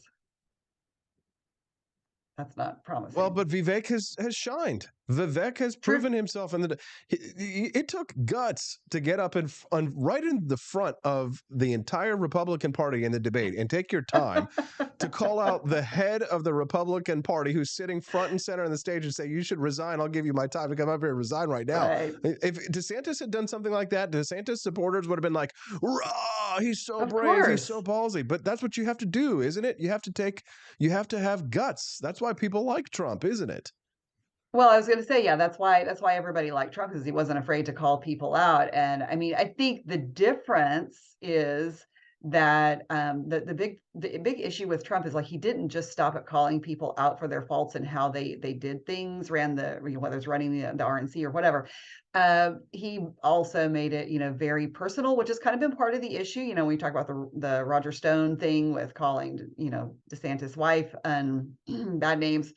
And that's distasteful no matter what. And yes, I realize that politics is dirty. But the way it has been because of human nature for, the beginning of time doesn't mean that's how it should be, doesn't mean that's how it needs to be. And the thing is like we should not expect that of either party. But you absolutely should be able to call people out on when they're doing things wrong. And I think Vivek has done that, and he's been bold about doing so, but I think he's been doing it in at least a somewhat tasteful way. He hasn't been getting like petty and personal with it. And I think that's the defining difference between him and Trump. Good to know. Camelia, anything else you'd like to share with our listeners before we let you go today? No, I would just say, I learned from experience. So if you rent a car, always look to see if it defaults the seat warmer on, because I spent the last couple of days, with a hot seat, hunting down, trying to hunt down where to turn that stupid thing off. Anyway, that's my useless piece of advice for you is, find out where the seat warmer is before you start driving. Camelia Peterson, thank you very much for your time today. She joins us here Tuesdays and Thursdays. We appreciate her. Let's give her a round of applause. Thank you, Camelia. We'll see you again next Tuesday. Have a great day, everyone. Have a good one.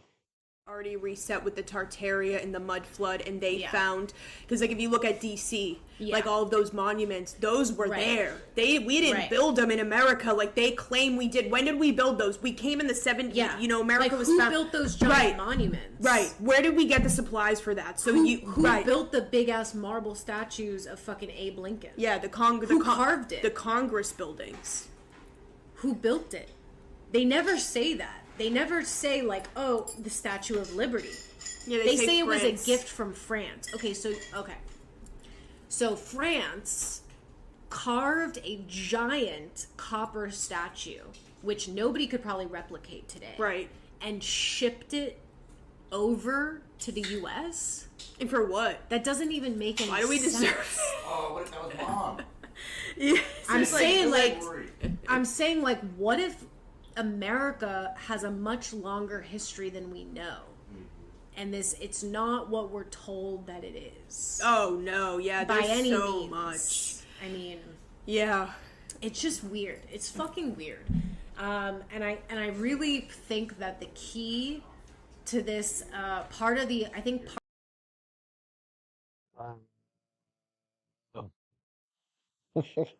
What?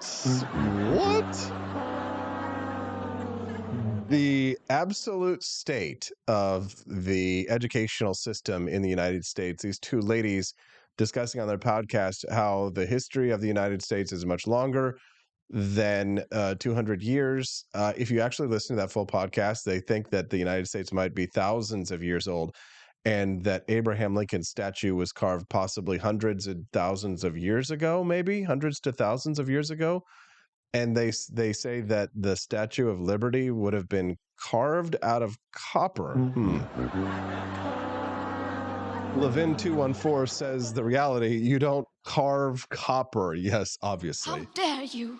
Correct, Levin 214. You do not carve copper. You do not carve copper. Hey, Will Run Riot. Nice to see you, bud. What's going on? Rare Camellia says, what the hell is this? LMAO. Exactly. And that's why the Wake Up America show is the best show. We just went from an interesting discussion about modern day politics, and then all of a sudden you're saying, what the... It's the Wake Up America show, where everything's funny and weird and nothing has to make sense, but we all have a damn good time doing it. Do we not? Do we not? Are you not entertained? The crystals in the foreground explain it all, says Brindle Bear. Exactly. Good to see y'all this morning. Don't forget, if you haven't already, I really need you to do me that favor and click that like button and subscribe to the channel. We'd love to have you come back and join us here every Monday through Friday from 7 to 9 a.m. Central Time. All right, it's time for me to talk to Hannah Cox, because I want to know, does she think that Ron DeSantis is more authoritarian, or is he more libertarian?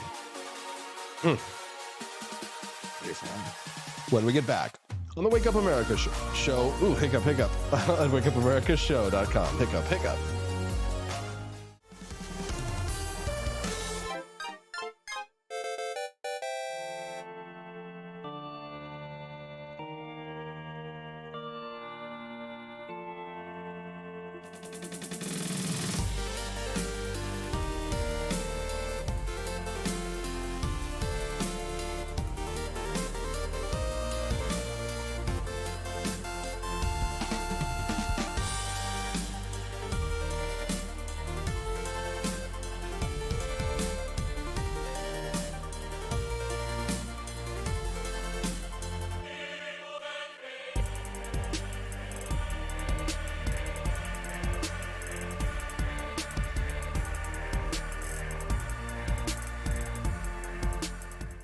It was 1946. A battle was fought, not overseas, but right here on American soil. The Battle of Athens, an intense struggle against election fraud and for the rights promised by our founding fathers. Driven by the Second Amendment, ordinary citizens stood tall and fought back. Help us expose this momentous battle of integrity and bravery. Your support can make a difference. Visit givesendgo.com/bleedamerican and pledge your support, because we believe in the power of truth, the strength of unity, and the spirit of we the people. Let us not forget, we bleed American.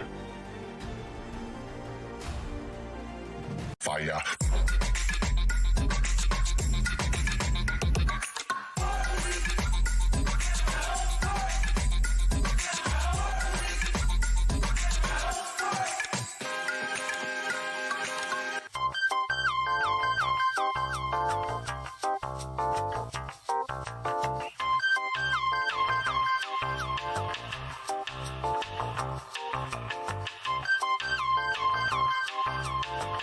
Hello, this is Barack Obama, and let me tell you why Austin Peterson stinks, and you should never pay attention to anything that he has to say. First of all, he's a libertarian, and we all know libertarians are idiots. They don't realize how important government is to everything that we do. I recently became aware that Austin has opened up a libertarian shop at apforlibertyshop.com. Now, I'm asking you as a personal favor to me that you never ever visit apforlibertyshop.com With all of the great Liberty merchandise there, the last thing that we need to do is to get people spreading this message around the country, because then they might start thinking that they don't need government. And that's the last thing that good Democrats like us want. So if you love democracy, like me, and hate freedom, then don't visit AP for Liberty Shop. Like I said, whatever you do, do not visit apforlibertyshop.com. I'm Barack Obama, and I approve this message.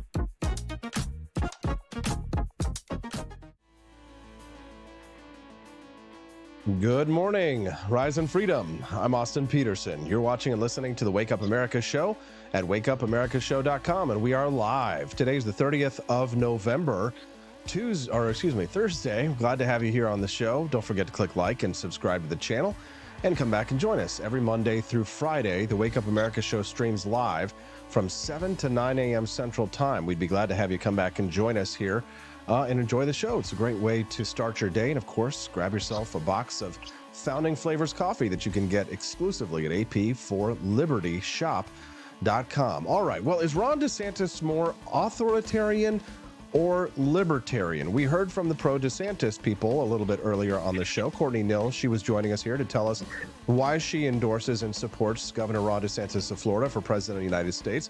But my next guest is not so sure. She is the co-founder of BasedPolitics.com, and she's joining us live on the phone. Hannah Cox. Good morning, Hannah. How are you? Good morning, Austin. Good to be with you. Yeah, thank you for joining us, Hannah. I've been on something of a tirade. My friend Camelia accused me of not just kicking the hornet's nest with the DeSantis people, but of also dousing it in kerosene and lighting it on fire for the last few weeks. Well, today's your style. It is a little bit, perhaps a little overly confrontational, but it gets the job done to a certain extent.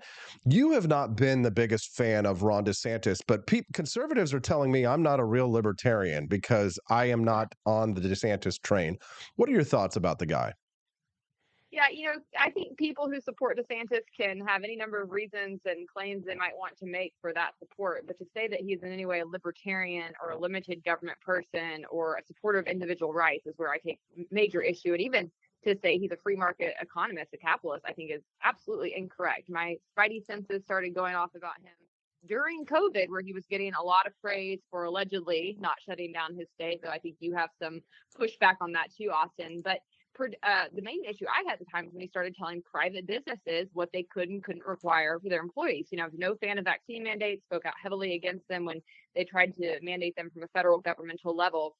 But when you go to private businesses, I think private businesses have the right to set any number of requirements for who they want to hire and why. And it could be a silly thing. It could be a serious thing. I don't think the government or the people have any right telling business owners what they should or shouldn't be doing. And so that was my first major qualm with him.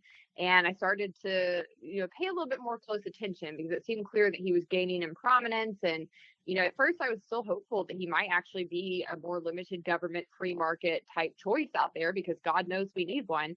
But what he did after COVID is when things really ramped up. I mean, he has become a total totalitarian, right? He's a tyrant. He loves using the state to go after his enemies. He's used his government to target everything from private businesses like Disney over their free speech to signing laws that would essentially give the state power over social media companies and telling them how they must dictate what content goes on their platform. I mean, this is stuff you see in places like China. It's inexcusable to have a U.S. governor behaving this way. Yeah, I've seen these things as well, and they've given me pause because people love to tout his COVID-19 record. I like to remind them, hey, remember, he did shut the government down via executive order, and there were governors who did a better job under COVID-19 than DeSantis did. Governor Kemp of Georgia, for example, perfect example. Yeah, your governor. He did a better job. And people attack Kristi Noem because she tried to shut the government. She tried to shut them down, but then the legislature said no, and then she backed off, and then realized that she shouldn't go above the will of the people, which I think is actually better. But DeSantis decided to do what he thought was right: take away people's rights via executive order. What's to say he wouldn't do it again as president? I think there's nothing to say he wouldn't do it again as president. I think it seems to be his MO. And not only do I think that's a violation of principles, I think it shows you have a thoroughly uncreative mind, that you're not really cut out to be a leader, because if your only answer to problems is big government, then I think you have a losing ideology that's been proven to lose throughout history. It's no different to me if that's on the right or left. Big government is not how we solve our problems. It's not how we get things done. And to me, I just think he seems to be more of a cultural crusader than anything. His entire existence has really seemed to be driven by what gets clicks online, what feeds the echo chamber. He seems to try to be, Trump light, but really he's much more authoritarian than Trump in many ways.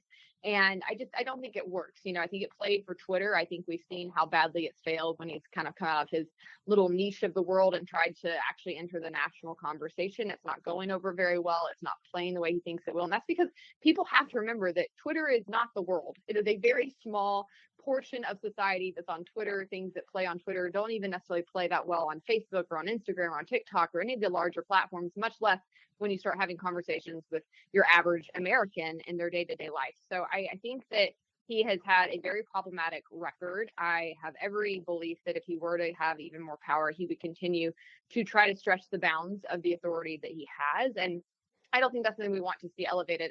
Kemp, I think my governor here has really flown under the radar and has done a tremendous job as governor. He's been far more principled, and he's a bit to the right of me, certainly on social issues, but I think that's a better example of how somebody who believes in free markets and limited government would actually conduct themselves. And again, I think his record on free speech, Austin, is amongst the worst in the country. I really cannot overstate, and I haven't even totally covered all the things he's done that have violated the First Amendment in his state, but everything from curriculum bans to that have really overstretched what teachers could say in the classroom, to trying to shut down certain student organizations for their political beliefs around foreign policy, and again, to the attacks on Disney, which I just think are unprecedented. I can't think of a time in history where we've seen a sitting politician basically attack a company for its free speech. For all they did was speak out against a law he passed and say they didn't like it.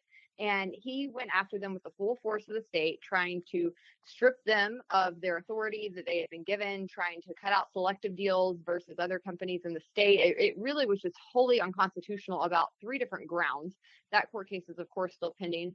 The social media case that I mentioned is going up to Supreme Court. It's wholly unconstitutional. It's the last thing I could think you would want. I mean, conservatives can say they don't feel like they get a fair shake when it comes to content moderation. I think actual statistics would push back on that. I don't really think that's really the reality. But even if you believe that's the case, handing the government full control of social media is not how you would address that. And I think it's very naive and short-sighted to think if you set that precedent that it would somehow help conservatives in the long run and not create even more encroachment on their ideas and their speech down the road. So I think it's wrong on a principle constitutional basis. I also think it is ridiculous and very short-sighted and lacks wisdom of history and the nature of big government to think that would actually get the end goals that you want. Damn, she's on fire. That's Hannah Cox joining us live right now on the phone. She's got a lot to say on this issue. We're talking to her about Governor Ron DeSantis of Florida and his campaign for president of the United States and his record as governor. Now, all of these things that you listed, Hannah, I agree with you on. You and I, policy-wise, we are pretty much in damn near total agreement. I might quibble with you about content moderation and it favoring the left. And I think that Elon Musk, dropping the Twitter files really, is probably my ace in the hole on that issue.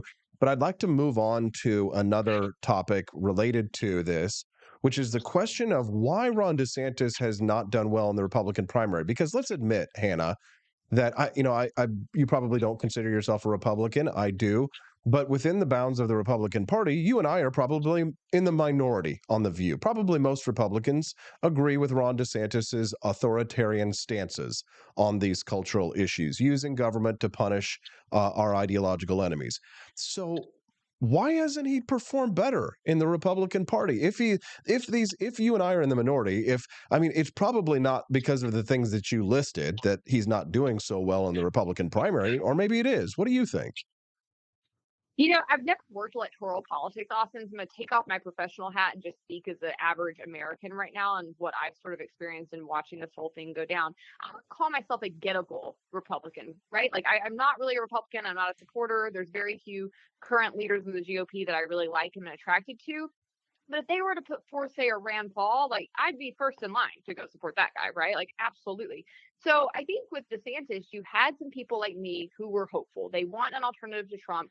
I think the vast majority of people really would like to see something besides Trump. They recognize that it's a very risky bet to have him as the front runner. And I think most people just want to get back to, respectability politics to some degree. They don't want the weirdness going on anymore. And they want some of the same things Trump brought to the table. So people were hopeful DeSantis could be that. He seemed like a lighter version of Trump, a more rational, sane, sort of normie version of Trump. And I think the reason it's not played is that once they entered the national sphere, he wasn't very tried and tested. He'd been in Congress, he was unknown there, he'd been in Florida, he got really a lot of, attention during COVID, but let's remember what was happening. He didn't have to travel, he didn't have to be around people. Basically, his team could create an image for him behind closed doors, and he was notorious for refusing to speak with the media, kicking the media out of his meetings. I mean, this was not somebody who, had been proven to be like a media darling or to necessarily perform very well in those settings. So I think that was to his detriment once they actually tried to move on to this next level for him. He didn't have the experience. He's not a naturally charismatic guy. He's very awkward, actually, in the things I've seen.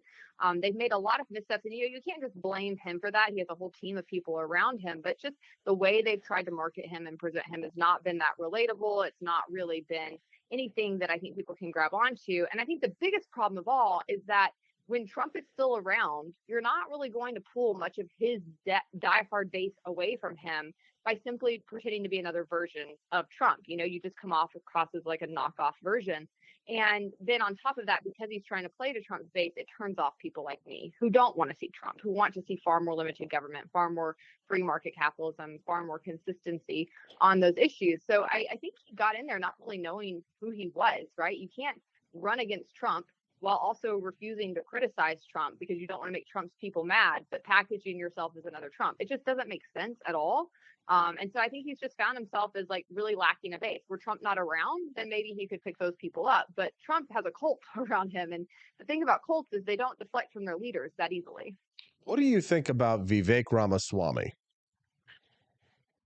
Well, I know you're a fan, Austin. I think he will make a great media pundit. That's my current take. I think he's got hilarious, quippy lines. He's quick on his toes. He's very funny. I think he's definitely the most charismatic of the folks that are running around out there right now. And he's entertaining. He's clearly a smart guy.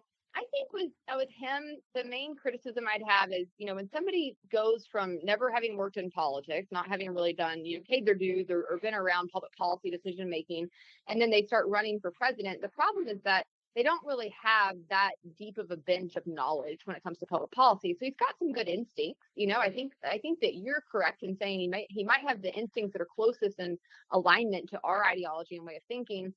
But he also has some very weird policies that flow from that haven't really been fleshed out, that don't always make a lot of sense, that don't really seem to be that practical. And I think that's his main, Achilles heel at the moment, if you will. That's not something that couldn't be gained with time. But in order to sort of overcome that lack of knowledge, you have to have a lot of money. You have to have a lot of charisma, a lot of name recognition. That's why Trump was able to get away with what he was able to get away with. I just don't think this guy is positioned in the same way. Do you think that DeSantis makes a mistake by debating Gavin Newsom tonight? Yeah, the thing with Gavin Newsom, I was actually talking to my parents about this recently. I'm not convinced he's not running, first and foremost. I still think this poll has the Democrats running scared. That shows how badly Biden's doing and compared to Trump in key states and with really interesting demographics. So I still think we could see a situation where Gavin gets in. I think he's been quietly sort of doing some things behind the scenes that incline me to think he will run. That being said, people forget Newsom's very charismatic. This is a good-looking young guy. He is very media tested. He's very good on his toes. And, I think you and I, like my parents, tend to think, well, everybody knows California has been run into the gutter by this guy. No, they don't. Your average American doesn't know who the vice president is. They have no clue what California's record is. And he's going to be able to get up there and say, California has the 5th largest GDP in the world, right? I mean, and that's not untrue. He's going to be able to frame things in such a way where it looks like they've been massively successful. He's going to be able to tout the death record in Florida under COVID versus California, which again is largely due to the amount of elderly people who lived in Florida. But again, your average American doesn't know how to reframe these things or think through them. So I think he's going to have a lot of tools in his arsenal to work with, and I just think he's going to be much more likable on that stage. I think he's going to have a better understanding of how to play to the average American out there. And I think DeSantis is setting himself up. I just don't think he's got the chops to look good in this situation. Yeah, it feels like he's feeling insecure because Donald Trump won't debate him, so he's just looking to grab at straws essentially. And I think Gavin Newsom is sitting there, on the sidelines, licking his chops, just saying, this is my big chance. Whereas DeSantis, he's got a lot more to lose tonight. But Hannah, you're always on point, always smart. You're the co-founder of BasedPolitics.com. Is there anything else that you think that people should know, or anything you'd like to plug before we let you go? Well, I'd love for people to check us out. We're based-politics.com. We're doing all kinds of content. We're constantly trying to keep people informed on the public policies going on behind the scenes and help people understand how to apply the principles they believe in to the actual policies floating around. So we'd love to connect with people. Good to be with you as always, Austin. Appreciate everything you do. Thank you very much, Hannah Cox. We appreciate your time today. You have a wonderful day, and keep up the good work with Brad. Have a wonderful day. Let's give it up for Hannah Cox. What do you guys think? Send us a text at 573-319-1586. Again, you can text the show anytime, night or day, at 573-319-1586. Let's hear your thoughts on what's happening in the world today. The Wake Up America show today has had an absolutely tremendous cast of characters, from Courtney Knill, pro-DeSantis camp, Camelia Peterson, pro-liberty camp, and Hannah Cox, not a big fan of Ron DeSantis, as you can see.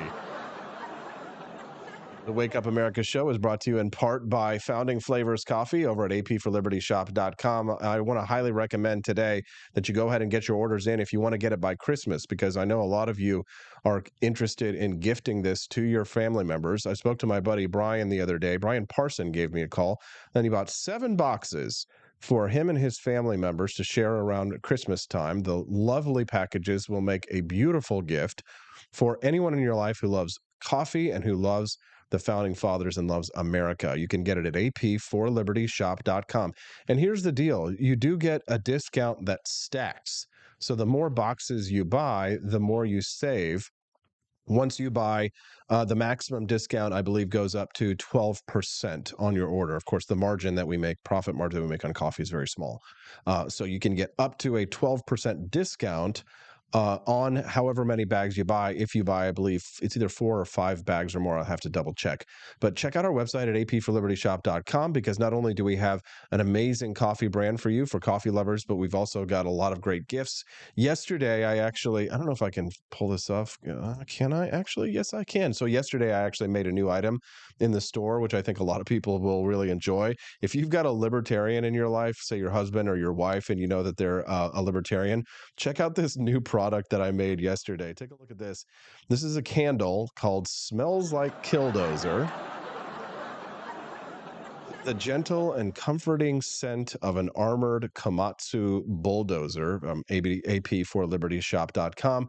Those of you who know the story about Marvin Heemeyer's Killdozer, you can get these Smells Like Killdozer candles exclusively at AP4libertyshop.com.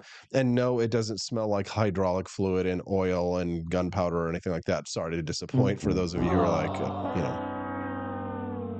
it actually smells nice. We've got three flavors, 3 smells: comfort spice, sea breeze, and vanilla bean. And remember that price does include shipping, so you don't have to worry about it. That is the price that you see is the price that you get. Get your Smells Like Killdozer candles at AP4libertyshop.com. That's AP4libertyshop.com. The big ass marble statues of fucking Abe Lincoln. Yeah, who carved it? The Congress buildings.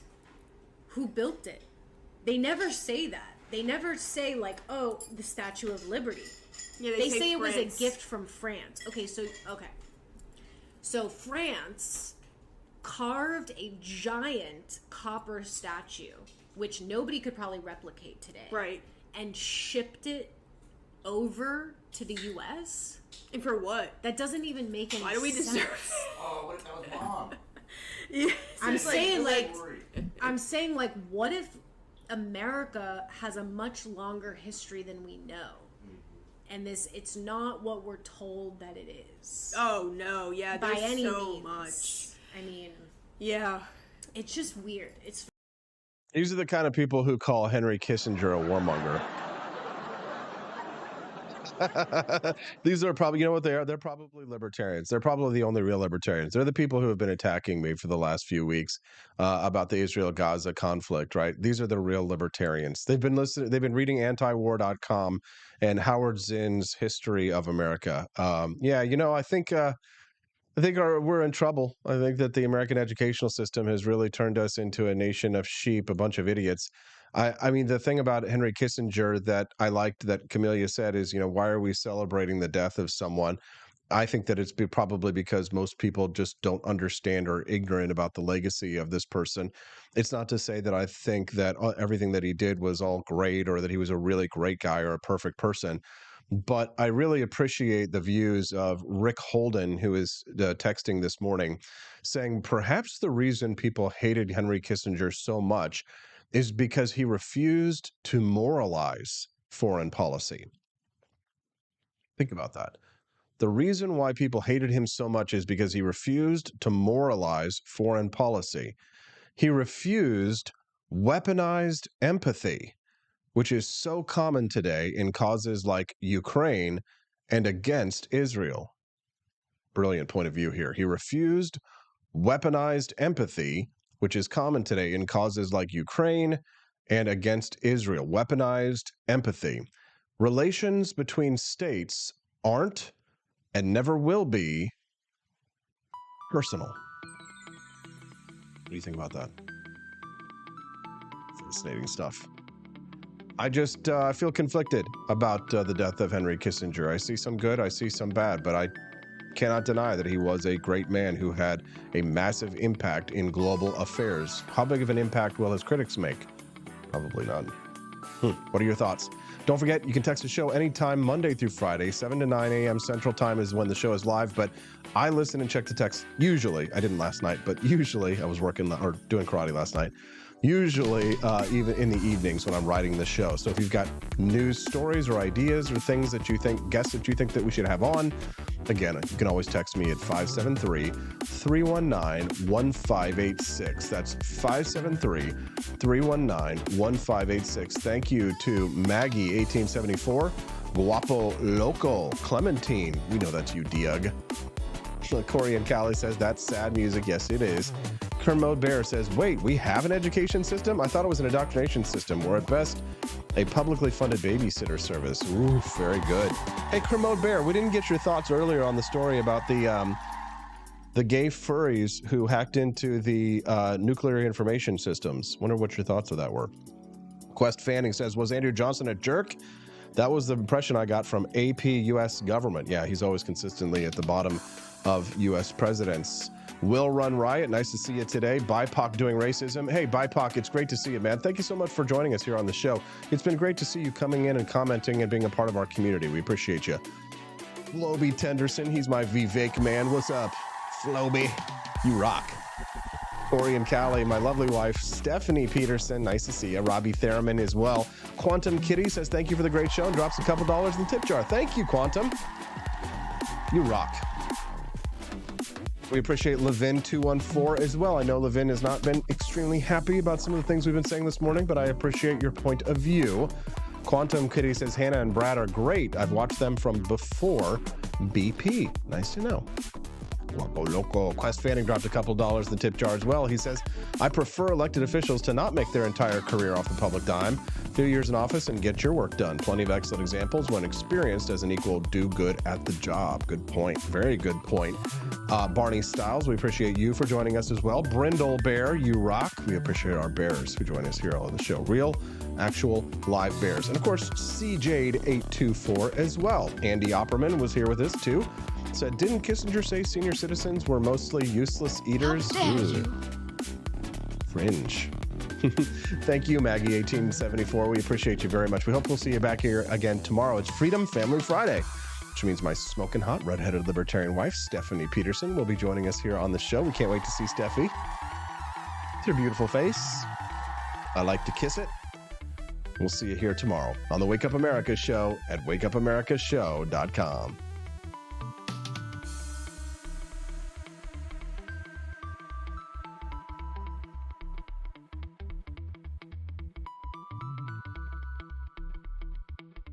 expanse of time, a year might seem like a mere moment, but oh, what a year it's been. In September 2022, Austin and Stephanie Peterson embarked on a journey to wake up America. They began humbly, with just 20 souls tuning in, learning, listening, and though challenges arose, like the looming shadow of YouTube demonetization, their spirit never waned. And now, thanks to you, thousands rise with the sun to join them, to listen, to engage, to be a part of a community. So here's to you, and to wake up America. For memories shared, for friends made, for the journey ahead, and for never, ever forgetting to rise and freedom. Happy anniversary. I'm Donald Trump, and I approve this message. Believe me, Austin Peterson is the best. He's got the greatest Wake Up America show I've ever seen. Whenever I tune in the mornings and watch the live stream, let me tell you, he has got the absolute best content. I love his guests. It's just a total blast to watch, and I highly endorse and recommend the Wake Up America show. It's terrific, believe me.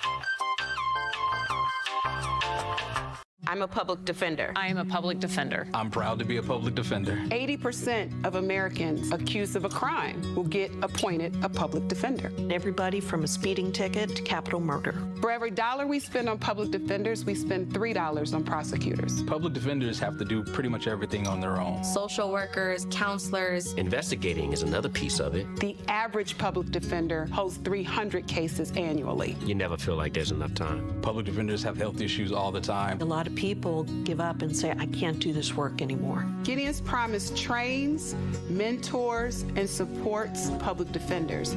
There are a lot of people who say that they would not still be public defenders, but for Gideon's Promise. It's fueled me to continue on in this fight. Gideon's Promise has changed the face of public defense. People see us as troublemakers. Good trouble only. We don't make it easy. It should not be easy to take away someone's liberty.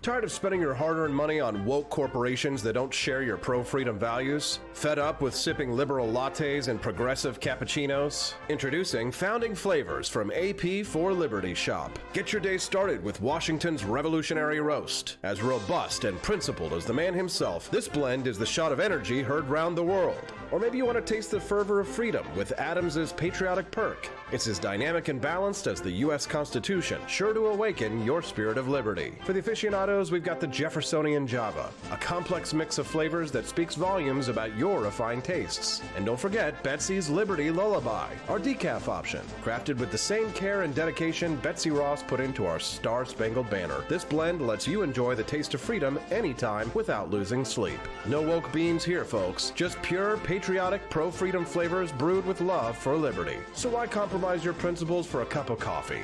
Stand up for your values, perk up your patriotism, and start your day the American way. Get your Founding Flavors at apforlibertyshop.com.